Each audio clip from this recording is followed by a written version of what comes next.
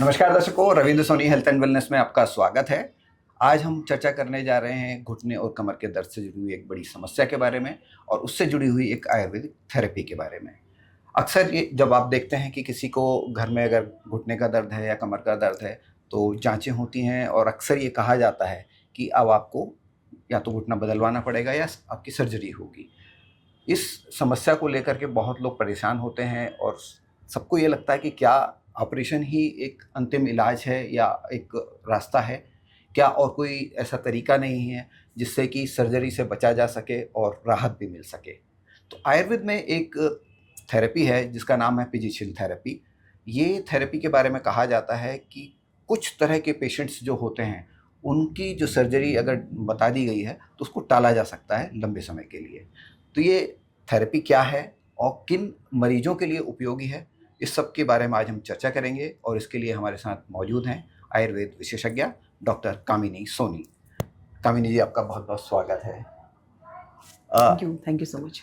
कामिनी जी, अभी हाल ही में मैंने एक न्यूज़ रिपोर्ट पढ़ी जिसमें कहा गया था कि बहुत सारे ऐसे पेशेंट्स जिनको कि ऑपरेशन सजेस्ट कर दिया गया था, लेकिन उन्होंने फिजिशियल थेरेपी जो है ली और उससे काफ़ी उनको आराम मिला। तो ये क्या ट्रेंड बताता है, किस तरह का ये चीज़ें हैं?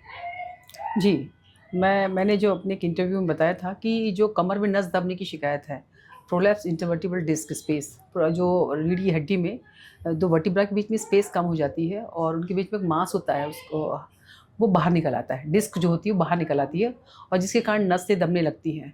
नसें दबने की वजह से पेशेंट चलने में उसे काफ़ी दिक्कत हो जाती है और फर्दर इसके काफ़ी सारे कॉम्प्लिकेशंस भी हो जाते हैं। जी। कॉर्डाइक वेनस syndrome, central canal stenosis, foot drop या बहुत सारे कॉम्प्लिकेशंस हो जाते हैं पेशेंट्स के। जी। तो उन सारे कॉम्प्लिकेशंस की वजह होती है, शुरुआत यही से होती है कि डिस्क का बल्ज होना, जी। डिस्क का हर्निएशन होना, ये स्टेप बाय स्टेप दिक्कत बढ़ती जाती है। तो शुरू में मरीज़ उसको बहुत ज़्यादा गंभीरता से नहीं लेता है जब तक कि बहुत ज़्यादा लक्षण नहीं दिखाई देने लगते। एक कमर में मामूली सा दर्द ही तो है, तो उसके लिए वो हल्की सी मसाज, स्टीम से आराम भी मिल जाता है। तो पेशेंट भी खुश रहता है कि चलो थोड़ा सा मालिश हो गई, स्टीम कर लिया, उससे सिकाई कर ली गर्म पानी की थैली से, तो आराम मिल गया। तो लेकिन इसमें इसका जो आगे जाके ना काफ़ी ज़्यादा तकलीफ़ बढ़ जाती है। तो कई बार ऐसे पेशेंट जो हमारे पास आते हैं जिसको, जैसे कि मैंने आपको बताया कि डिस्क हर्निएशन हो रहा है पेशेंट को, जैसा कि अभी आप एक केस के बारे में मैंने बताया था, हमारा एक पेशेंट है जो कि पूरा व्हील चेयर में आया था, उसको इतनी ज़्यादा नर्व कंप्रेशन था कि वो चलने में भी सक्षम नहीं था। वो व्हील चेयर पे आए थे। तो अभी हमारे यहाँ पिशिंचिल के बारे में, जिसके बारे में कि आपका सवाल है, पिशिंचिल केरली पद्धति में इसको पिशिंचिल कहते हैं। हमारे शास्त्रों में इसको धारा कहते हैं। धारा, जैसे शिवलिंग में हम जल दाड़ा चढ़ाते हैं ना, जी। वैसे ही ये केरली भाषा पद्धति, इसको पिशिंचिल कहते हैं, है ना। इसमें क्या करते हैं, एक पर्टिकुलर स्थान पे जहाँ पे हमको बहुत ज़्यादा मालिश करना उचित नहीं है। कमर में जब नस दब रही होती है, पेशेंट को इतना दर्द होता है कि वो असहनीय दर्द होता है कि वो मालिश करने की परमिशन नहीं, तो मालिश करना भी नहीं चाहिए इन केसेस में। तो इन जब केसेस में हम धारा कराते हैं पेशेंट्स को उस पर्टिकुलर स्थान पे, L4 L5 पे, कभी जिस जगह पे पेशेंट को तकलीफ बहुत ज़्यादा है, L3 L4 पे या L5 S1, L5 मतलब लंबर पाँचवा वर्टिब्रा और सैक्रम का एक पहला वर्टिब्रा के बीच में, जहाँ पे कभी जहाँ पे भी नस दब रही है उस स्थान पे हम तेल की धारा कराते हैं। अलग अलग तरह तरह के तेलों की धारा कराते हैं, कभी कोटम चुकादी तेल, दानवंतरम तेल, या अलग अलग तेल से हम उस स्थान पर धारा कराते हैं। जी। इसी को हम धारा कहते हैं और केरली भाषा में, केरल में इसको पिशिंचिल कहते हैं, पीड़ीचिल कहते हैं। जी। तो मैम, ये जानना चाहूँगा इसमें कि जो आप अभी चर्चा कर रही हैं और मेनली अभी हम कमर की बात कर रहे हैं, रीढ़ की हड्डी की बात कर रहे हैं, तो क्या साइटिका या आपके लकवा या इसके अलावा जैसे घुटनों में जो दर्द होता है, मतलब जॉइंट पेन से रिलेटेड कोई भी समस्या है, तो क्या ये उसमें भी इफ़ेक्टिव है ये थेरेपी? बिल्कुल, बहुत सारे पेशेंट्स ऐसे हैं जिनको घुटनों को बदलने की सलाह दी गई है। घुटनों में गैप बहुत कम हो गया है। तो उनको हम लोगों ने देखा कि पिशिंचिल की मदद से, पिशिंचिल जो घुटने की धारा है, कुछ समय तक हम पिशिंचिल कराते हैं। वो मरीज़ की बीमारी कितनी ज़्यादा हो गई उस पे निर्भर करता है। तो धारा कराते हैं, उसके बाद फॉलोड बाय पोटली की सिकाई, पत्रपिंड स्वेदन करते हैं और इसके बाद हम उसमें स्ट्रेंथनिंग के लिए, मांसपेशियों की स्ट्रेंथनिंग के लिए बाद में हम शक्तिशाली पिंड स्वेदन भी कराते हैं।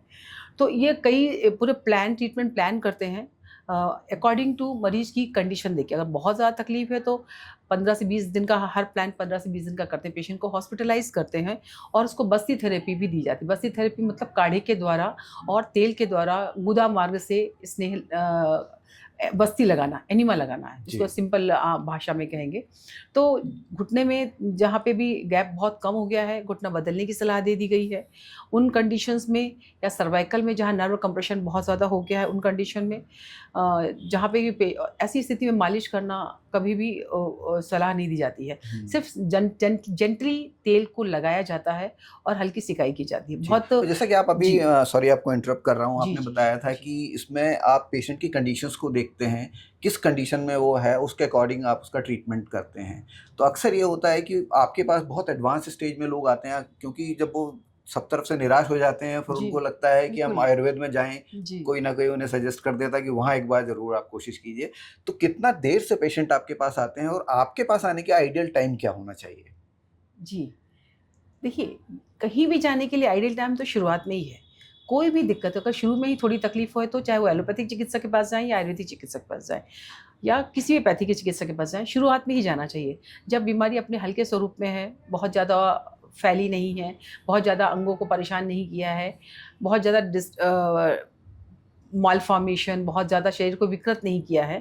अगर अपन बोनी डिफ़ॉर्मिटी की बात करें तो बहुत ज़्यादा अगर बोन्स में प्रॉब्लम्स नहीं आई है, जी। तो इनिशियल स्टेज में किसी भी चिकित्सक के पास जाएँ, जी। तो बीमारी को आसानी से ठीक किया जा सकता है। ठीक किया जा लेकिन जब सकता वही है। बीमारी बहुत ज़्यादा हो जाती है, जैसे कि मतलब छोटा-सा कमर दर्द से शुरू होता है, थोड़ा-सा बल्जिंग होती है, हर्निया थोड़ा-सा जो डिस्क होती है, थोड़ी-सी बाहर निकल आती है। जी। अगर उसी स्थिति में इलाज करवा लिया जाए, जी। तो वो तुरंत ठीक हो जाती है। जी। और ये तो काफ़ी आपका कहना बिल्कुल सही है कि पहले लोग एलोपैथी की ओर ही जाते हैं। जी। कमर में थोड़ी तकलीफ है तो हड्डी के डॉक्टर के पास जाएँगे, दिखाते हैं। फिर न्यूरो के पास जाएँगे अगर ज़्यादा ये सियाटिका वाली दिक्कत है, जी। प्रोलैप्स इंटरवर्टिबल डिस्क वाली स्थिति है, हर्निएशन वाली स्थिति है, तो पहले एलोपैथिक डॉक्टर के पास जाते हैं, न्यूरो वालों के पास ही जाते हैं। फिर जब वो उस ऑपरेशन के लिए बता देते हैं कि अब तो आपको आपकी नस दब रही है, आपको ऑपरेशन ही करना पड़ेगा। जी। फिर वो सोचते हैं कि ऑपरेशन से किस तरह से बचा जाए। जी। तो खुद चिकित्सक भी जो न्यूरो सर्जन्स होते हैं कि 50-50% रिकवरी के चांसेस है और ऑपरेशन के बाद भी ये पूरी तरह से चल पाएगी, इसकी भी संभावना थोड़ी-सी कम है। ये भी एक कई बार बताया जाता है कि हो सकता है कोई ऐसी नर्व कंप्रेशन हो, कोई नर्व कट हो जाए या कुछ हो जाए, जी। तो बाद में स्थिति और भी बदतर हो सकती है। तो डॉक्टर पूरी प्रोग्नोसिस एक्सप्लेन कर देते मतलब हैं। इवन लकवे में भी जा सकते हैं कई बार हाँ, बेड सर्जरी। रिडन भी हो सकते हैं कई बार, ये जी। पॉसिबिलिटीज़ भी बताई जाती है जी। और इन फ्यूचर आपको दोबारा भी हो सकता है। ये डॉक्टर पूरा फेयरली चिकित्सक और ये होता भी है, तो फेयरली बता देते हैं। तो फिर कई बार पेशेंट उस स्थिति में और इसमें कम 100% रिकवरी के चांसेस नहीं होते, 50-50% होते हैं कि कई बार बहुत ज़्यादा लेट स्टेज में पेशेंट जाता है, तो फिर डॉक्टर कह देते हैं कि आपको ऑपरेशन से 100% ठीक हो। अगर इनिशियल गया तो तुरंत काफ़ी आराम मिल जाता है। अगर क्रॉनिक स्टेज में जाता है कि जहाँ पे नर्वाइन इन्वॉल्वमेंट बहुत ज़्यादा हो जाता है, जी। डिस्क कंडीशन बहुत ज़्यादा होता है, उस कंडीशन में फिर पेशेंट को थोड़ा-सा रिकवरी की 50% की तो मैम मतलब रहती ये है। हमने एलोपैथ की चर्चा कर ली कि वहाँ रिकवरी के चांसेस 50-50 वाले रहते हैं, लेकिन जब वो पेशेंट आपके पास आ जाता है, तो उस स्थिति में अगर हम बात करें तो इस थेरेपी से किस कंडीशन के लोगों को कितना रिलीफ मिल सकता है? जी, ये मैं बता दूँ कि इनफैक्ट कितने भी कमर में जो नस दबने वाले पेशेंट हैं, जी।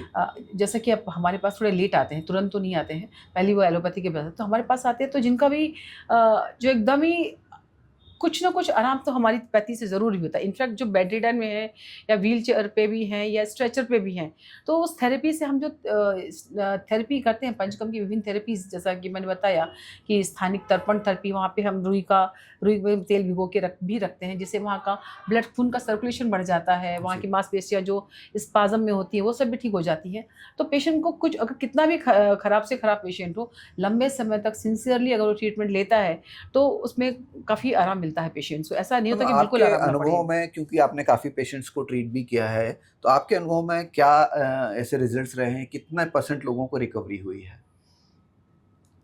जहाँ तक मेरे इतने चिकित्सा काल में जब से मैं पेशेंट्स देख रही हूँ, तो 80 टू 90% रिकवरी रेट है, जो ओके, कमर में इट्स अ नस ह्यूज दबने वाला सक्सेस जी, रेट। सर्वाइकल और लंबर के केसेज़ में 80 जिनको टू 90 ऑपरेशन सजेस्ट कर जी, दिया गया था। बिल्कुल, बिल्कुल।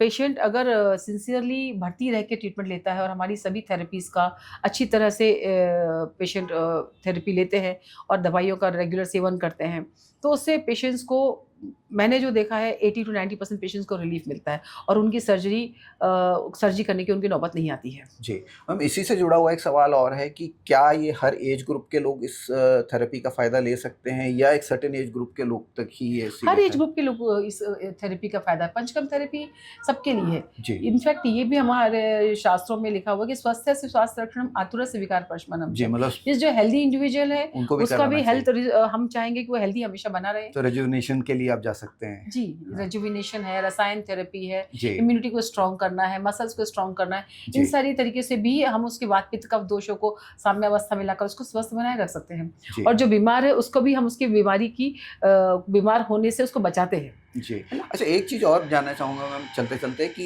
ये जो थेरेपी आपने दे दी, तो इससे जो रिकवरी हुई या इससे जो पेशेंट को आराम मिला, तो क्या ये परमानेंट होता है या एक समय के बाद फिर उसको दोहराना पड़ता है? ये परमानेंट होता है, पर ये साथ में हम पेशेंट को बताते हैं कि जैसे कमर की तकलीफ वाला पेशेंट हो, तो ये कहेंगे कि आप कल जहाँ से हम आपको पूरा ठीक करके भेज रहे हैं, जी तो उसको हम इनिशियली हम उसका दर्द दूर कर देते हैं, मसल्स को स्ट्रॉन्ग करते हैं और इसके बाद भी हम उसको कुछ चिकित्सा और पंचकर्म थेरेपी पे रखते हैं। जी इसके बाद भी कहते हैं बहुत ज़्यादा भारी सामान बहुत ज़्यादा नहीं उठाइएगा। जी जैसे हमारे यहाँ से ट्रीटमेंट ठीक ले गया, पेशेंट ने बहुत एक गैस सिलेंडर उठा लिया, बहुत हैवी सूटकेस उठा लिया, तो थोड़ी सी रिकरेंस होने की चांसेस रहेंगी। लेकिन पेशेंट को भारी सामान ना उठाओ, बहुत ज़्यादा ओवर एक्सर्शन ना करें, जी अपनी एक रूटीन नॉर्मल लाइफ जीते रहेंगे तो पेशेंट को दिक्कत कभी भी ऐसे पेशेंट दोबारा नहीं आते। जो छोड़ देते हैं ट्रीटमेंट पूरी तरह से हमारे संपर्क में नहीं आते, उनको बीच-बीच में कभी-कभी दिक्कत हो जाती है। लेकिन जो उनको अगर जो रेगुलर ट्रीटमेंट लेते हैं, हमारे कहने के बाद ही ट्रीटमेंट छोड़ते हैं, भले हम 1 महीने 2 महीने के बाद ही आके दिखाएँ। लेकिन अभी जो उनकी जो मांसपेशियों को मजबूत करने वाली दवाइयाँ हैं, कैल्शियम की दवाइयाँ हैं, वो हम उनको कहते हैं आप हमें भले ही रेगुलर मत दिखाइए, 1-2 महीना ये जो अपना डाइट है इसको थोड़ा सुधार लीजिए। डाइट में थोड़ा ऐसी मांसपेशियों को मजबूत करने वाली प्रोटीन और कैल्शियम वाली डाइट खाते रहिए। कुछ 1-2 दवाइयाँ हमारी लेते रहिए। छोटा-मोटा जैसे मैंने बताया कि पिचू है, ये सारी थोड़ा तेल लगा के कमर की सिकाई है, ये प्रोसेस थोड़ा घर में करते रहेंगे तो ये तकलीफ कभी भी रिकरेंस नहीं होती है। जी। तो मैम, आपने प्रिवेंटिव मेजर में पूछने ही वाला था आपसे, तो आपने सारी चीज़ें बता ही दी हैं। और इसके अलावा कोई ऐसी इम्पोर्टेंट बात आप बताना चाहें, क्योंकि अक्सर ये कहा जाता है कि शायद ये वातजनित ज़्यादा होता है ये जी, समस्याएं। जी। तो इसमें पेशेंट्स को आप जो या तो ऐसे लोग जिनको ऑलरेडी ये समस्या है, प्लस ऐसे लोग, आप जब हम प्रिवेंशन की भी बात कर रहे हैं, तो स्वस्थ लोगों के लिए क्या सलाह होगी, और जो लोग इस समस्या से गुजर रहे हैं तो उनको खान पान में और बाकी चीज़ों में किन बातों का ध्यान रखना चाहिए जिससे कि ये समस्या अग्रीवेट ना हो और आगे ना बढ़े? जी, बहुत ही अच्छा सवाल आपने पूछा है। सबसे पहले तो अभी हमको हमारे रूटीन में जैसे ही हम थोड़ा समझदार होते हैं कि हमको ध्यान रखना है कि हम हेल्दी खाना खाएँ। हमारी बोन हेल्थ पे बहुत ज़्यादा ध्यान देने की ज़रूरत है जी कि हम रेगुलर दूध है, दूध से बने पदार्थ, दही, इन सारी चीज़ों का रेगुलर सेवन करते रहें। दालें हमारी खाएँ, सब्जियाँ खाएँ, प्रोटीन वाली डाइट, अगर हम वेजिटेरियन हैं तो पनीर का सेवन करें, छोले, राजमा, सोयाबीन, इतनी अच्छी चीज़ें हमारे रूटीन में इनका सेवन करते हैं। जो नॉन-वेज खाते हैं वो नॉन-वेज का रेगुलर, अंडे हैं, फिश है, चिकन है, इनका प्रयोग करते रहें। हमारी बोन्स का मजबूत होना बहुत आवश्यक है।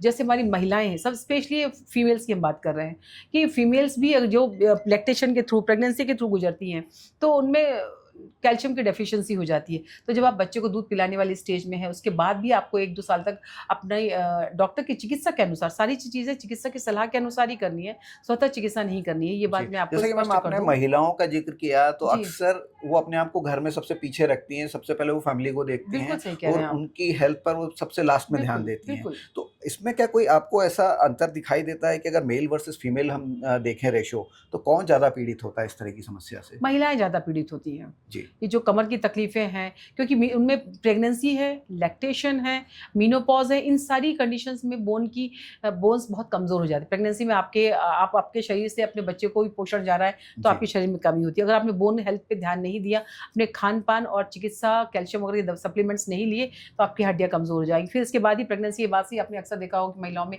कमर दर्द की, जोड़ों के दर्द जी की शिकायत होती है। बिल्कुल। और ये मेनोपॉज़ जो होता है, महिला जब महीना बंद होता जी है, मेनोपॉज़ स्थिति को बिल्कुल, कहते हैं, उसके बाद भी महिलाओं में उसमें भी कम हार्मोनल जी, इम्बैलेंस होता हार्मोनल है। इम्बैलेंस होता है, हार्मोनल चेंजेस आते हैं बॉडी जी में, तो फिर उस वक़्त भी कमर में तकलीफ, जोड़ों में दर्द होना, चिड़चिड़ापन होना, स्ट्रेस में आना, जी जो मेनोपॉज़ के सिम्पटम्स हैं, जी हॉट फ्लशेस, जी चिड़चिड़ापन, ये सारे सिम्पटम्स आते हैं और फिर पेशेंट बहुत परेशान होते हैं। तो उस वक़्त भी हमको ज़रूरत है कि महिलाओं में उस वक़्त हमारे उनकी ब्लड सर्कुलेशन को मेंटेन करना, मेटाबॉलिज़्म को मेंटेन करना, की दवाइयाँ, रेगुलर एक्सरसाइज़ होती रहनी चाहिए और शरीर में जो हमारी मेटाबॉलिज़्म को, हमारे इम्यून सिस्टम को, इन सबको मेंटेन करने के लिए आहार-विहार और अपने शरीर का एक्सरसाइज के द्वारा ब्लड सर्कुलेशन को मेंटेन करके शरीर का बहुत अच्छी तरह से ख्याल रखना अति जी आवश्यक है। जी। तो thank you so much ma'am, आपने आज बहुत इंपॉर्टेंट इन्फॉर्मेशन हमारे दर्शकों को दी। दर्शकों, अगर आपको जोड़ों से जुड़ी समस्या अगर कोई हो रही है और उससे रिलेटेड अभी भी आपके दिमाग में कोई प्रश्न हो और पर्टिकुलरली इस थेरेपी को लेकर के कोई प्रश्न हो तो आप हमारे कमेंट बॉक्स में लिख के भेज सकते हैं। मैम से हम जब अगली मुलाकात करेंगे तो इन प्रश्नों का भी उत्तर देने की कोशिश करेंगे। Thank you so much.